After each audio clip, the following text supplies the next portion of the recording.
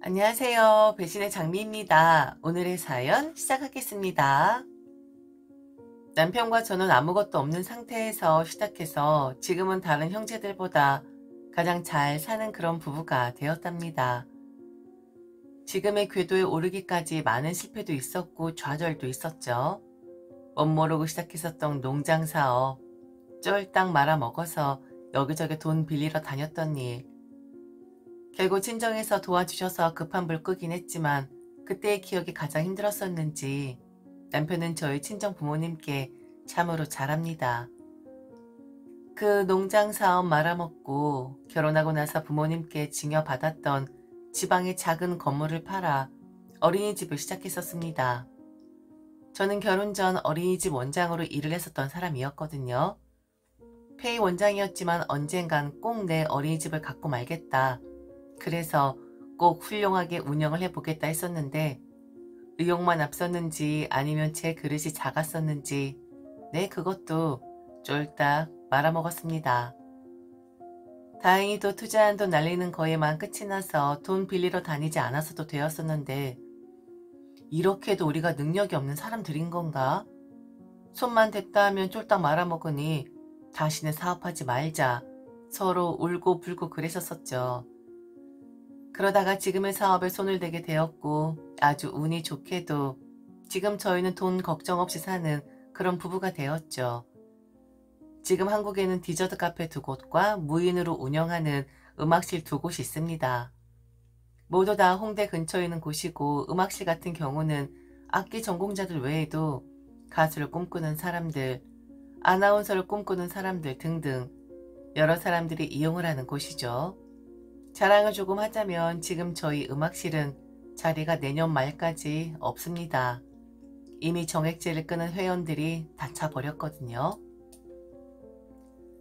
암튼 이런 사업장을 운영할 수 있었던 이유는 다 남동생 때문이었습니다. 일본에서 사업을 하고 있고 그곳에서 아예 자리를 잡고 살고 있는 사람인데 참고로 올케가 일본 사람입니다. 자꾸 말아먹으면서 부모님 돈 축내지 말고 자기한테 투자를 하라고 하도 강하게 밀어붙이길래 2번 말아먹나 3번 말아먹나 어찌되었든 먹고 살 공연했었기에 투자했죠. 동생은 일본에서 술집을 운영합니다. 수익이 아주 좋은 걸로 알고 있고 그래서 투자를 한 저희 부부도 큰 돈을 만들 수가 있었죠.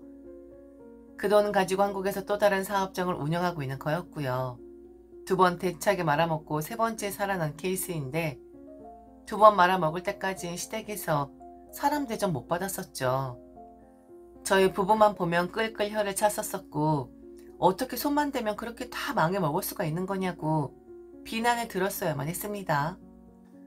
그리고 참 이게 아직도 속이 상하는 부분인데 어린이집 말아먹고 얼마 지나지 않아 그때 시댁 식구들 그러니까 형님네 부부 그리고 당시 결혼하지 않았던 시동생 그리고 시어머니, 시이모님 이렇게 단체로 해외여행을 다녀왔었더랬죠. 물론 말아먹어서 속상해하고 있는데 여행까지 할 수 없었을 거예요. 다 이해합니다. 그런데 그런 거 아시죠? 우리와 말 섞고 싶어 하지 않아 하고 그리고 혹시나 우리가 그들에게 돈이라도 해달라고 할까봐 뭐라도 좀 도와달라고 할까봐 슬금슬금 피하는 그런 분위기요. 남편은 모르겠습니다. 그런데 저는 많이 손을 벌린다고 해도 친정에만 손을 벌리겠다 생각했지 절대로 시댁엔 손 벌려야지 하고 상상도 해본 적이 없는 사람입니다. 가뜩이나 사는 거 탐탁지 않게 생각하는 분들인데 돈까지 해달라고 하면 도와달라고까지 하면 그건 정말 민폐고 인간 이하의 취급을 받게 되는 거니까요. 적어도 체면을 지키고 싶었기에 힘든 내색 안 내려고 애를 썼었는데 마치 딸을 시키듯이 그렇게 여행을 가버렸더라고요. 같이 가자고 해도 안 갔을 건데 속상하더군요.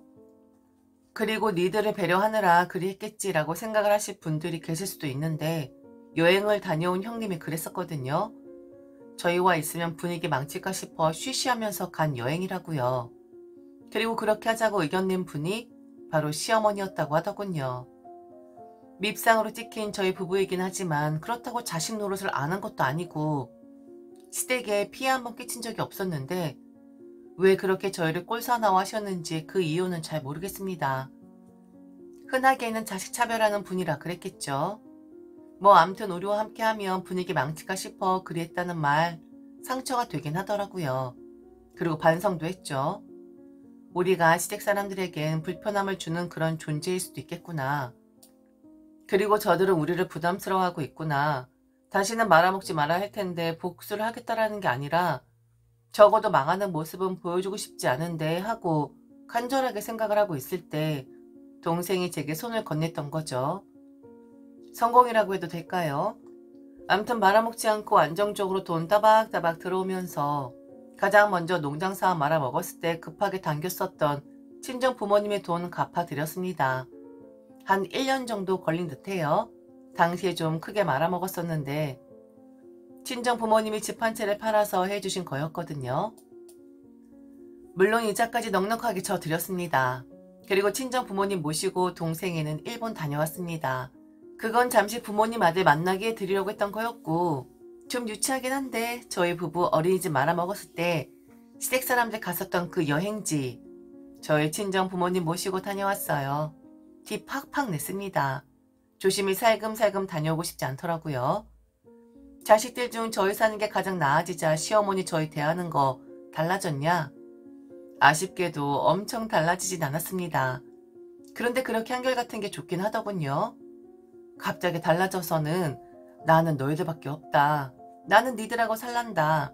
니들이 이렇게 잘 될 줄 알았다 하면서 180도 변하는 모습 보이면 정 떨어질 것 같았는데 네, 적당한 선 유지하시면서 잘 되었다. 이젠 걱정이 없다라는 말씀을 주시니 그간 서운했었던 마음 다 풀린 건 아니었지만 그래도 이 양반이 철판 까는 분은 아니시구나 싶더라고요. 그래서 적당히 했습니다. 해드릴 수 있는 거 그리고 자식으로서 해야 할 도리 다른 형제들보다 좀 더 넉넉하게 버니깐 친정해드릴 만큼까진 아니지만 남편이 꼭 해드리고 싶었다는 거 해드렸어요. 연세 드시면 다 그러신지 모르겠지만 시어머니가 항상 입에 달고 사셨던 작은 전원주택에서의 생활 집을 사드린 건 아니었고 전세를 얻어 시어머니의 로망 실현시켜 드렸습니다.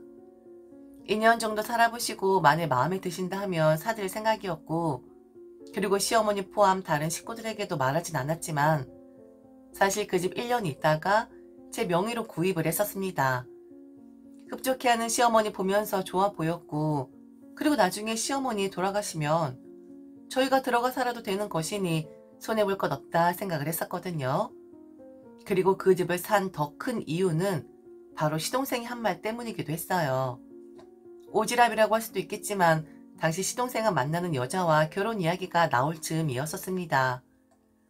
그러다가 시어머니 저희가 전세를 옮겨드렸고 시어머니와 함께 살고 있던 시동생은 본래의 시어머니 집에 남아 혼자 생활을 했었는데 언뜻 지나가는 말로 이곳 조금만 리모델링해서 신혼집으로 꾸미면 참 좋겠다라고 하는 겁니다.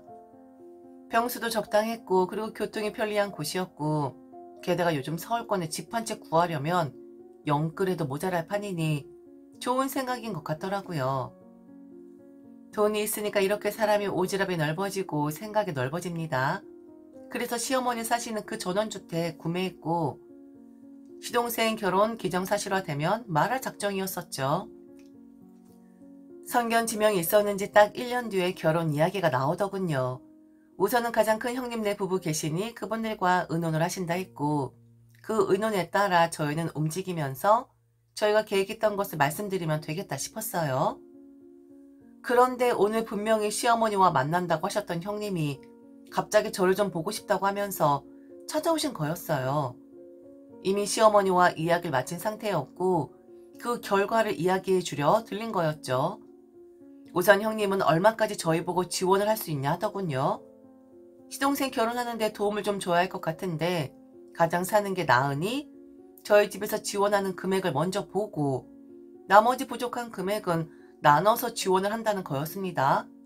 너무 당당하게 니들이 가장 많이 내야 하는 거잖아 라는 식으로 말을 하니 좀 당황스럽긴 했는데 우선은 들어봤습니다. 무슨 이야기를 할지요?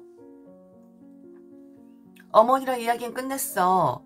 얼굴 보고 할 게 뭐가 있어? 그냥 전화로 이야기했고 결론은 동선회가 한 2억 정도 지원해 줄 수 있냐 이거였어. 만일 그렇게 못하면 어머니 사시는 집 있잖아? 그 전세금을 빼서 막내 아들 결혼 자금을 쓰시겠다 하더라고. 전세금 뺄 때까지 결혼을 미루겠다고 하시면서. 그런데 그 집 빼면 어머니 우리 집으로 오시겠다 하는데, 동서, 나 솔직히 말해서 지금 집에선 어머니 못 모셔. 알잖아. 그렇다고 그 집 빼고 어머니 집으로 가면 막내 아들이 어머니 모시고 살겠어? 그것도 안 되지? 동서네가 2억 지원해주면 5천은 시동생 결혼 자금으로 쓰고 1억 5천은 우리 집 팔고 그 돈 합쳐서 더 큰 집으로 이사를 갈까 해. 그리고 어머니 지금 사시는 그 집 전세 만료되면 전세 자금은 어머니 손에 들어가는 거니까 노인네 돈 있으면 뭐 어디 가서나 대우받지 뭐. 2억 정도는 쉽게 지원해줄 수 있는 거 아니야? 그 정도 할 수 있는 능력 되잖아. 안 그래? 아무리 오지랖이 넓어도 어떻게 저런 계산이 나올 수가 있는 걸까요? 그러니까 시동생 결혼하는 데엔 5천을 쓰고 1억 5천은 자기들이 가진다는 말이고, 게다가 시어머니 전세 끝나면 그 자금도 시어머니가 가지신다는 건데, 시어머니 집 계약할 때 제 이름으로 했고 나중에 제가 산 겁니다. 거기에 시어머니 돈 한 푼도 들어가지 않았는데 너무 당연하다는 듯이 전세 자금이 시어머니 것이라고 단정을 지어 이야기를 하더군요. 결혼하는데 5천이 든다라?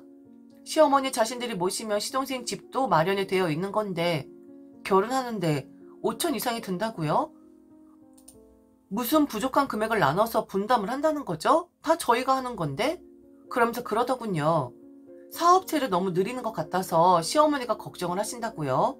그러다가 또 말아먹는 거 아닌가 하고 그렇게 노심초사 하신다는 겁니다. 돈을 내놓으라고 말을 하면서 말이죠. 사업체 조금만 정리를 하셨으면 한다더라. 너무 늘어놓는 것 같다고. 그러다가 또 말아먹으면 어쩌냐고 걱정하시더라고. 주제넘게 옛날 생각 못하고 방방 뜬다라고까지 하시더라. 나도 그렇게 생각하긴 해. 동서, 지금 돈 잘 번다고 언제까지 잘 벌겠어? 한 곳으로 몰아. 이곳저곳에 투자하지 말고. 그러다가 망하면 큰일 나잖아? 이건 걱정을 한다는 건지 사람 걱정하는 척 하면서 약 올린다는 건지 모르겠더라고요. 그래서 홧김에 그랬습니다. 지금 많이 어렵다고요. 안 그래도 몇 곳은 정리를 하고 딱 한 군데 음악실만 두고 정리를 할까 생각 중이라고 그랬습니다. 안 그래도 어려운 상황인데 이리 말씀해 주시니 너무 고맙다고, 어쩜 저희를 이리도 생각을 하셨냐고 그리 말을 했네요. 네, 그러게요. 안 그래도 망할 것 같아서 정리를 좀 할까 해요. 그래서 이요? 아우, 형님, 저희 그럴 돈 없어요. 그리고 자금 모자라서 어머니 그곳에서 그만 사시게끔 하려고 해요. 다시 어머니의 집으로 돌아가시면 되는 거니까요. 전세 계약이 다 끝나지 않았는데 왜 벌써 시어머니를 집으로 가시게끔 하냐 해서 말했습니다. 아, 그거 제가 주제넘게 샀어요. 어머니에게 나중에 말씀드리려고 했었는데 이미 저희 사정 꿰고 있으신 것 같으니까 어머니 다시 원집으로 돌아가시라고 하고 월세를 돌릴까 해요. 그리고 형님, 걱정 마세요. 시동생이 모시고 살겠죠. 어머니 거처를 왜 형님이 걱정을 하세요? 그래도 어머니가 형님을 좋아라 하시니 함께 사신다 하면 어쩔 수 없지만 그냥 모른 척 하세요, 형님. 어머니 집에 있는데, 어머니 명의인데, 막내 아들을 위해서 우리 며느리들이 어머니를 모실 필요는 없는 거잖아요? 아, 힘들었었는데 잘 되었네요. 저희는 한 1,000 정도 낼 수 있을 것 같아요. 나머지 부족한 금액은 알아서 각출하면 될 것 같네요, 형님. 남편에게도 이야기를 하니 돈 없다고 딱 자르자 하더라고요. 억 단위를 이야기하다니. 그것도 어머니가 직접 말하는 것도 아니고 남을 통해 듣게 하다니. 그리고 아직도 주제넘게라는 말을 하다니 할 필요 없다 하더라고요. 시어머니 집 다시 옮겨들었고 그 집은 월세로 돌렸습니다. 그리고 시동생은 지금 결혼 이야기 쏙 들어갔어요. 시어머니가 그 집으로 들어가셨으니까요. 저희는 지금 돈 없는 척합니다. 그리고 일절 지원하지 말라 하더라고요. 칭찬받고자 한 건 아니지만 업신여김까지 당하면서 할 필요는 없다고 남편이 그러더군요.